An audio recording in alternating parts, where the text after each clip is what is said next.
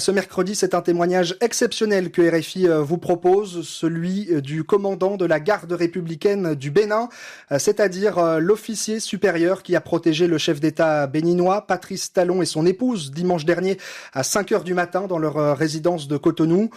Pour la première fois, cet officier témoigne sur les violents affrontements entre les mutins et son unité devant le domicile de Patrice Talon dimanche.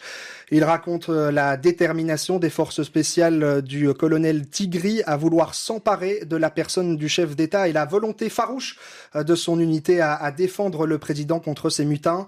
Et il révèle que le soir même, des forces spéciales françaises sont arrivées sur place.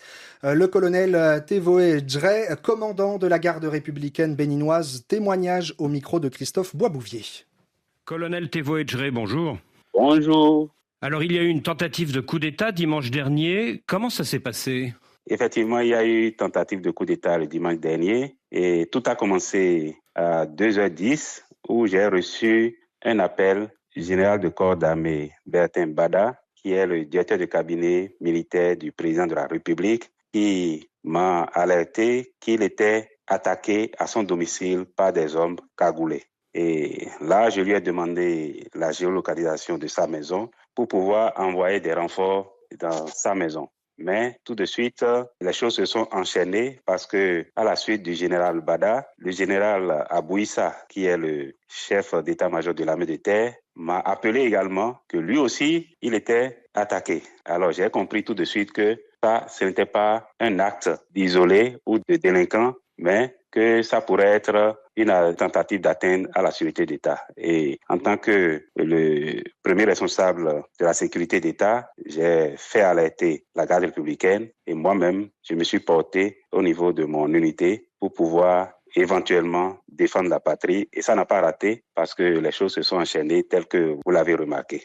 Et après avoir kidnappé le chef d'état-major de la garde nationale, je précise que la garde nationale est une création récente du chef de l'État pour pouvoir faire face au terrorisme que nous avons actuellement au nord du pays. Donc, après avoir fait ces actes ignobles, ils ont décidé maintenant de s'attaquer aux institutions de la République, notamment à la personnalité du chef de l'État. Et au petit matin, à 5 heures et quelques, ils ont attaqué le domicile du chef de l'État où, heureusement, moi-même, je m'étais déjà porté pour organiser la défense aussi bien de la résidence que du palais présidentiel. Donc, j'étais présent au domicile du président de la République quand ils ont attaqué et la horde d'assaillants a attaqué le domicile et nous avons organisé la riposte et ils ont été surpris de la riposte et de la détermination de mes hommes et c'est cela qui les a mis en déroute. Alors, je crois que les affrontements ont été violents devant la résidence du chef de l'État.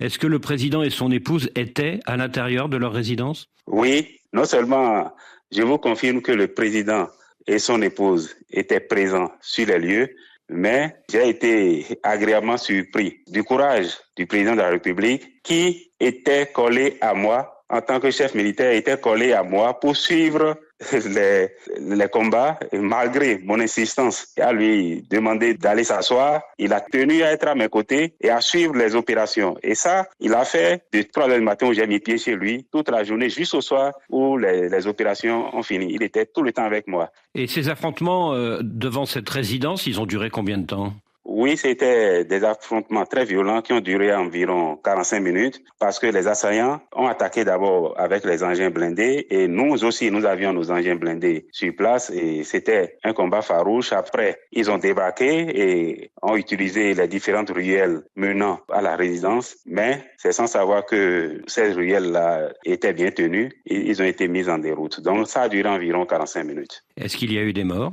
Oui, je ne peux pas savoir combien de morts il y a eu de leur côté. De notre côté, nous avons eu un seul mort et un blessé. Alors c'est une fois qu'ils ont été repoussés par vos hommes que ces mutins se sont dirigés vers la télévision d'État. Exact. Après avoir échoué dans leur plan de capturer ou d'éliminer le président de la République, ils tenaient quand même à dérouler le plan qu'ils avaient. Donc, ils sont allés à la télévision nationale où ils ont, dans la précipitation, fait passer ce message que vous avez vu. Et pendant qu'ils étaient en train de passer le message, nous, on est passé à la contre-attaque, à la contre-offensive.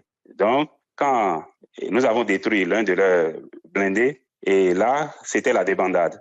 Et c'est de là qu'ils ont, dans la précipitation également, abandonné l'OETB. Et nous avons, dès lors, avec le soutien, le renfort des unités voisines venant de Ouida et de Dessa Alada, nous avons repris possession de la télévision nationale et les mutins se sont ensuite retranchés sur la base de Togben, qui est située à 10 km environ du centre-ville de Cotonou. Et alors là, c'est pendant plusieurs heures un face-à-face, non? Entre vous, les loyalistes, et eux, les mutins, sur la base militaire de Togben. Et à ce moment-là, qu'est-ce que vous décidez? Est-ce que vous faites appel à des amis, notamment venus du Nigeria, c'est ça? Premièrement, dès qu'ils se sont retirés dans cette base, nous avons encerclé la base. Et notre première idée, c'était de monter assaut sur la base, mais au dernier moment, vu que la base se situait en plein milieu d'agglomération et nous étions en pleine journée, il ne fallait pas créer des dommages collatéraux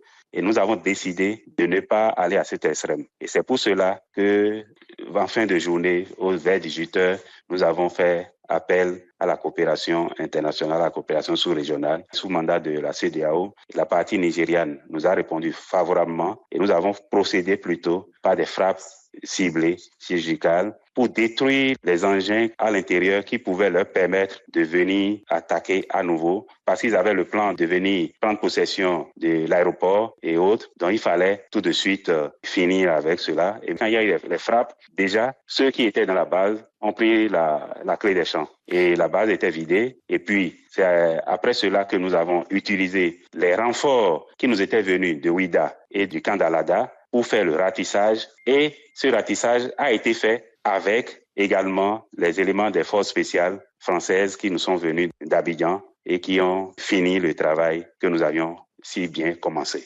Alors, combien d'avions nigérians sont intervenus ce dimanche après-midi pour neutraliser les mutins? Oui, pour neutraliser les mutins, il y a eu un avion, mais cet avion a été utilisé à plusieurs reprises. L'avion a fait plusieurs tours pour bien achever le travail et de manière efficace parce que quand le ratissage a été fait, il n'y a vraiment pas eu d'habitations environnantes qui ont été atteintes, ni de morts. Voilà. Est-ce que vous avez eu aussi le concours d'un avion d'observation français? Tout à fait. Nous avions eu le concours d'un avion de reconnaissance du côté français qui nous a permis, en fin de journée, de déterminer exactement les positions des mutins et qui nous a renseigné de manière précise sur leurs positions. Et vous avez eu aussi le concours de forces spéciales françaises, dites-vous, venues de la base de Port-Bouët à Abidjan, hein, c'est ça? Oui, je vous le confirme. Et c'était en fin de journée. Ils sont arrivés effectivement, ces forces spéciales françaises qui sont arrivées en fin de journée où ils ont concouru au ratissage. Après que l'armée nigériane a fait ses frappes et tout était terminé, ces forces spéciales nous ont aidés à faire le ratissage. Et alors, que sont devenus les mutins? Vous dites qu'ils ont pris la clé des champs, mais concrètement, ils ont pris la route du Nord, c'est ça? Je ne saurais vous dire exactement où ils sont partis, mais nous avons eu la certitude que certains se sont retrouvés au nord parce que les deux chefs d'état-major qui avaient été kidnappés ont été libérés au nord du Bénin, exactement à Tchaourou, dans la commune de Tchaourou. C'est à plusieurs centaines de kilomètres, environ 400 kilomètres de Cotonou environ. Et alors aujourd'hui, où sont-ils, notamment le lieutenant-colonel Tigri, le chef présumé de ce commando? Je ne saurais dire exactement où ils se trouvent, mais je sais qu'ils ont pris la clé des champs et les services de renseignement sont en train de travailler là-dessus. Est-ce que vous pensez qu'il est encore sur le territoire national? Je ne saurais vraiment le dire. Alors ce lieutenant-colonel Tigri s'est présenté comme le chef de cette tentative de coup d'État, mais est-ce que c'était vraiment le chef ou est-ce qu'il y avait au-dessus de lui un commanditaire? Je ne saurais vraiment le dire en tant que chef militaire. Moi, en tant que chef militaire, je me limite à mon rôle de commandant garde républicaine et je vais laisser les services compétents de la République faire les investigations qu'il faut et nous révéler si oui ou non il y avait des commanditaires aussi en interne qu'à l'externe. Et est-ce que ces mutins avaient des connexions avec un pays étranger? S'ils avaient des connexions avec un pays étranger, moi, je ne pourrais le dire également. Je ne pourrais pas le savoir actuellement. Vous connaissez bien le lieutenant-colonel Tigri. Est-ce que ces derniers mois ou ces dernières semaines, il y avait eu des signes annonciateurs dans son comportement? Comme vous le dites, le lieutenant-colonel Tigri, c'est un officier que je connais très bien et qui me connaît très bien. Mais j'avoue que nous n'avons pas vu cela venir et nous n'avons eu aucun signe venant de lui. Je sais il est le commandant des forces spéciales de la garde nationale et jusqu'à présent, il n'a pas montré des signes qui pouvaient nous laisser le soupçonner de quoi que ce soit. Donc ça a été une surprise pour nous. Alors depuis dimanche, on parle beaucoup de l'aide que le Nigeria vous a apportée. On parle aussi évidemment du rôle de la France. Mais est-ce que l'armée béninoise elle-même n'a pas joué un premier rôle très important dès dimanche matin ? Oui, c'est important de le mentionner. Déjà que notre armée, depuis la conférence des forces vives de la nation, a décidé de se retirer dans les casernes et d'être une armée républicaine. Et nous l'avons été jusqu'à présent. Et le dimanche dernier, nous l'avons à nouveau montré. Parce que l'unité qui assure la sécurité du chef de l'État et des institutions de la République, son appellation de garde républicaine n'est pas un hasard. Dans d'autres pays, on parle de garde présidentielle. Donc, le qualificatif républicaine, c'est très important pour nous. Et nous l'avons démontré le dimanche dernier que, quoi qu'en soient les divergences qu'il y a dans le pays, l'armée reste une et indivisible. Donc, cette armée a montré à l'opinion nationale et internationale qu'elle est une armée particulière dans la sous-région et qu'elle reste républicaine. C'est pourquoi cette armée a mis en déroute les assaillants. Si elle était divisée, elle n'aurait pas fait. Nous avons fait le gros du travail toute la journée avant de faire appel à la coopération sous-régionale et internationale pour parachever le travail qui était si bien fait. Quand le colonel Mamadi Doumbouya a pris le pouvoir en Guinée-Conakry il y a 4 ans, il commandait la nouvelle force antiterroriste mise en place à l'époque par le président Alpha Condé. Est-ce que le colonel Tigri n'occupait pas plus ou moins la même position au Bénin jusqu'à dimanche dernier ? Et c'est vrai qu'il y a une similitude avec le coup d'État en Guinée, c'est vrai. Les deux acteurs occupaient à peu près les mêmes fonctions, mais heureusement, les résultats n'ont pas été les mêmes. Les armées sont différentes et notre armée a montré qu'elle est différente des autres armées sous-régionales. Voilà. Il y a un certain nombre de régimes militaires aujourd'hui autour du Bénin. Est-ce que l'action de dimanche dernier a pu être inspirée par ce qui s'était passé dans ces pays sahéliens et en Guinée ces dernières années ? Oui, c'est fort possible. C'est fort possible que certains militaires, vous savez, il y a des brebis galeuses partout. Donc, moi, je peux classer cet acte qu'il y a eu dimanche dernier dans un cas d'éléments en perte de vitesse, des gens qui se sont égarés. Peut-être soit ils regardent trop les films, soit ils voient autour d'eux ce qui se fait et se disent qu'ils peuvent le faire également chez eux. Mais je crois qu'ils ont appris à leur dépens que tout ne se copie pas. Voilà. Le Bénin est le Bénin et les autres pays, c'est les autres pays. Dernière question, mon colonel.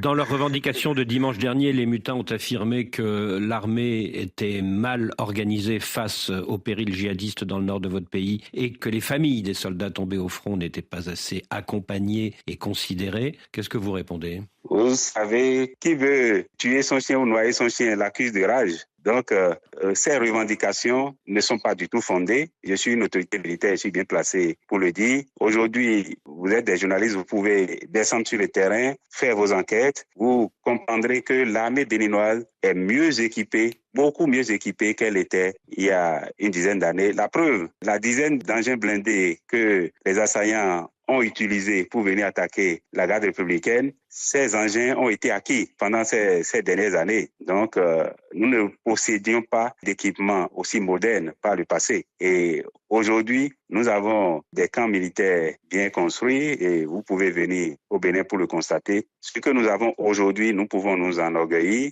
et des textes ont été pris récemment pour la prise en charge aussi bien des blessés pendant les opérations que les familles des victimes de l'opération Mirador. Et ces tests sont déjà appliqués. Ça fait au moins 2-3 ans que c'est appliqué. Donc ça, c'est des justifications fallacieuses pour pouvoir justifier leur acte. Ultime question, le fait que 3 jours après, le colonel chef des mutins soit toujours en fuite et soit introuvable, ça ne vous inquiète pas ?